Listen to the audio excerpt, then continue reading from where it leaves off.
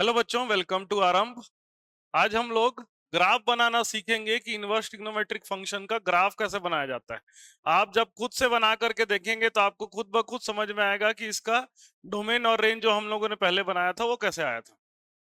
तो पहला हमारा जो इनवर्स ट्रिग्नोमेट्रिक फंक्शन है ये हमारा क्या है, y is equal to sine inverse x। ठीक है, तो ग्राफ जैसे हम लोग बनाते हैं, ठीक है, दो चार पॉइंट लेते हैं, फिर हम लोग उसके नाम हिसाब से ग्राफ बनाते हैं। तो हम क्या करेंगे, टेबल बनाएंगे। टेबल में एक तरफ हम लोग क्या लिखेंगे, x, और दूसरे तरफ क्या लिखेंगे, y। ठीक है, तो x की वैल्यू अगर हम -1 लेते हैं, ठीक है, साइन इनवर्स -1 कितना आएगा, पाई/2 आएगा। जब x की वैल्यू मैं -1/√2 ले लेता हूं, -1/√2 ले लेता हूं, ठीक है, देखिए -1/√2 ले लेता हूं,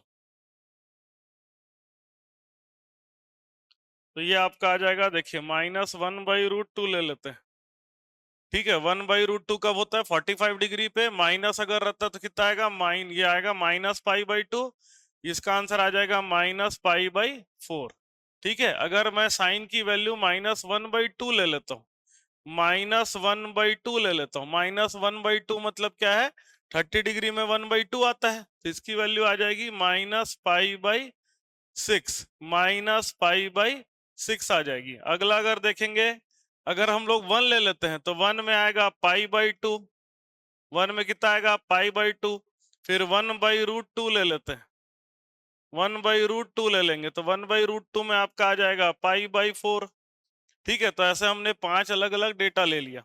ठीक है, फिर हम क्या करेंगे, ग्राफ बनाएंगे। तो ये हमारा y एक्सिस, ये हमारा x एक्सिस। ठीक है, देखिए x की वैल्यू -1 है, -1 कहाँ आएगा, यहाँ पर मान लीजिए -1। ठीक है, -1। जब x की वैल्यू -1 है तो y की वैल्यू कितना है, -पाई/2। मतलब ये यहाँ पर अगर मैं ले लूं तो ये वाला पॉइंट आपको मिल गया -पाई/2। x की वैल्यू -1/√2 है, -1/√2 थोड़ा सा कम होगा, -1/√2 अगर है तो इसकी वैल्यू हो जाएगी पाई/4। कितना हो जाएगा, पाई/4। ठीक है, उसके बाद हमारा -1/2 है, तो -1/2 में आंसर आ जाएगा पाई/6। ठीक है, उसके बाद +1/2 में हो जाएगा +पाई/6, +1/2 में हो जाएगा आपका +पाई/6, फिर +1/√2 पे +पाई/4, और फिर +पाई/2। ऐसा करके हमारे हमको पॉइंट्स मिलेंगे। तो अगर ग्राफ को देखेंगे तो आपका ग्राफ कुछ इस तरह से आएगा,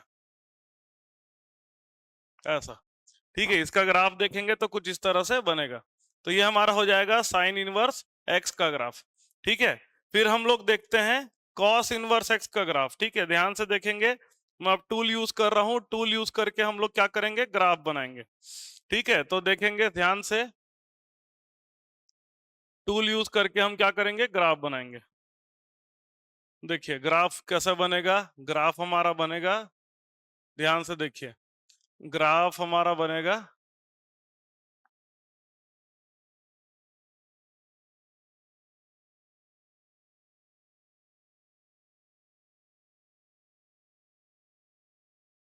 ध्यान से देखेंगे, ग्राफ बनेगा हमारा, देखिए arc sine, sine inverse x, या इसका ग्राफ अगर देख लें,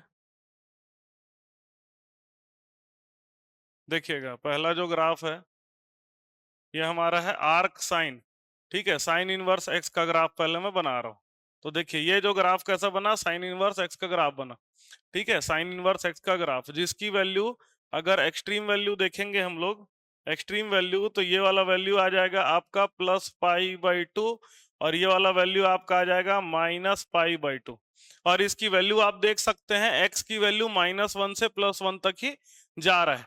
मतलब इसका जो डोमेन होगा वो कितना होगा, -1 से लेकर के +1, और इसका जो रेंज होगा ये आपका हो जाएगा -पाई/2 से लेकर के +पाई/2 तक। ये ग्राफ किसका हो गया, ये ग्राफ हमारा हो गया साइन इनवर्स एक्स का ग्राफ हो गया। किसका हो गया ग्राफ, साइन इनवर्स एक्स का ग्राफ। सेकंड में हम लोग देखेंगे कॉस इनवर्स एक्स का ग्राफ। तो कॉस इनवर्स एक्स का ग्राफ देख लेते हैं फिर से।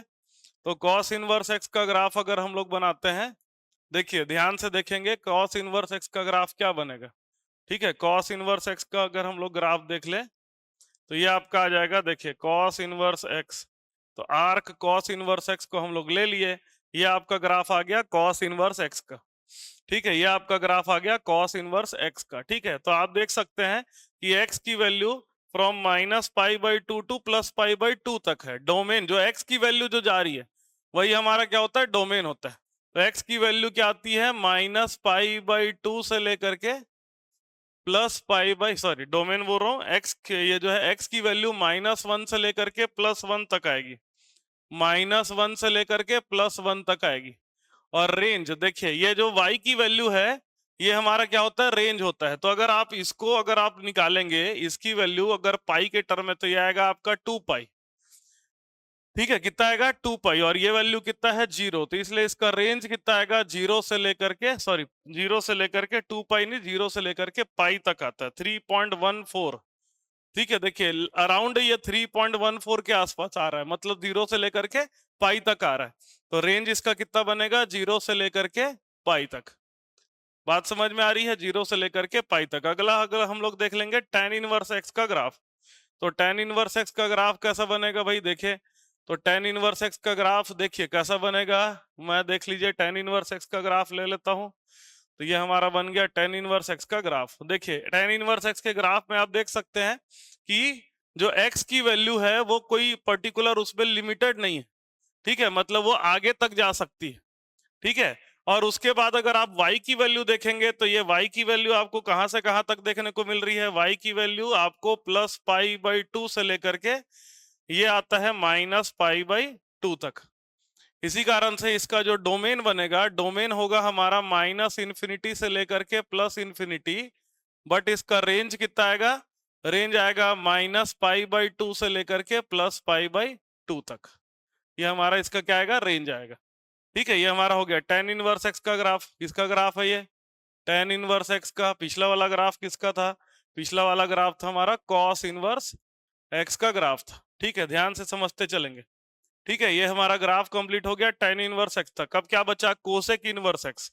अब क्या बचा अपना, कोसेक इनवर्स एक्स। इसका भी ग्राफ बना लेते हैं। कोसेक इनवर्स एक्स का ग्राफ क्या आएगा, कोसेक इनवर्स एक्स का ग्राफ आपका आएगा, देखिए कोसेक इनवर्स एक्स का ग्राफ आपका आएगा, देखिए ये y is equal to cosec inverse x हो गया। तो ये आपका देखिए ग्राफ देखने को मिल रहा है कोसेक इनवर्स एक्स। इसमें देखिए x की वैल्यू कुछ भी आ रही है। ठीक है, ये क्या है, ये ग्राफ है, सॉरी ये ग्राफ बन गया हमारा कोसेक एक्स का शायद। ठीक है, ये कोसेक इनवर्स एक्स का बनाना है। तो आर्क साइन हो गया, आर्क कोसेक इनवर्स एक्स का ग्राफ यहाँ नहीं दिया हुआ है।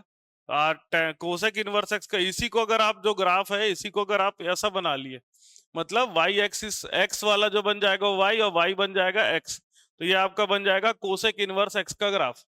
ठीक है, कैसा बन जाएगा, कोसेक इनवर्स x का ग्राफ। तो ये ग्राफ जो है हमारा कोसेक इनवर्स x का नहीं है, ये ग्राफ जो है हमारा cos x का है, y is equal to cosec x का है, y is equal to cosec x का है। अगर आपको ग्राफ बनाना है तो बनाने का भी टेक्निक सिखा देता हूँ। y इज इक्वल टू मेरे पास क्या है, y is equal to cosec inverse x है। ठीक है, 2-4 वैल्यू ले लीजिए। जब x की वैल्यू होगी, मान लीजिए हम लोग x की वैल्यू ले लेते हैं 2। ठीक है, x की वैल्यू जब 2 लेंगे तो y की वैल्यू कितना हो जाएगा, कोसेक इनवर्स 2, मतलब आ जाएगा π/6 30 डिग्री। ठीक है, जब x की वैल्यू हम लेंगे -2 तो y की वैल्यू कितना आ जाएगा, -π/6 आ जाएगा।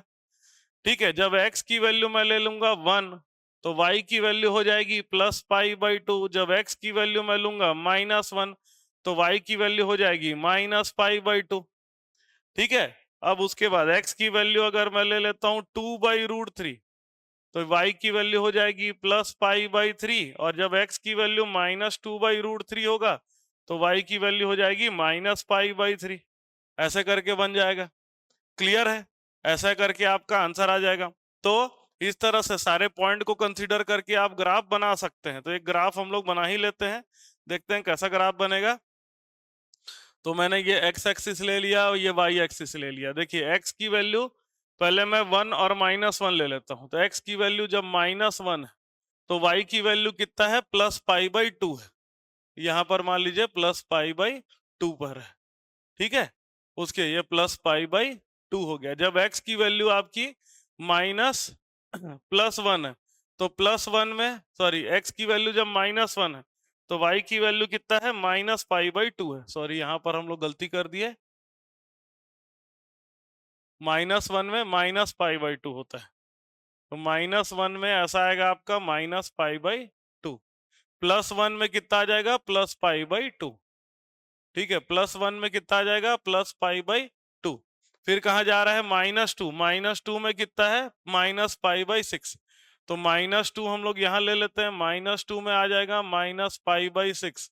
यहाँ ऐसा जाएगा, सॉरी, नीचे की तरफ जाएगा -π/6 ऐसा, ठीक है, -π/6।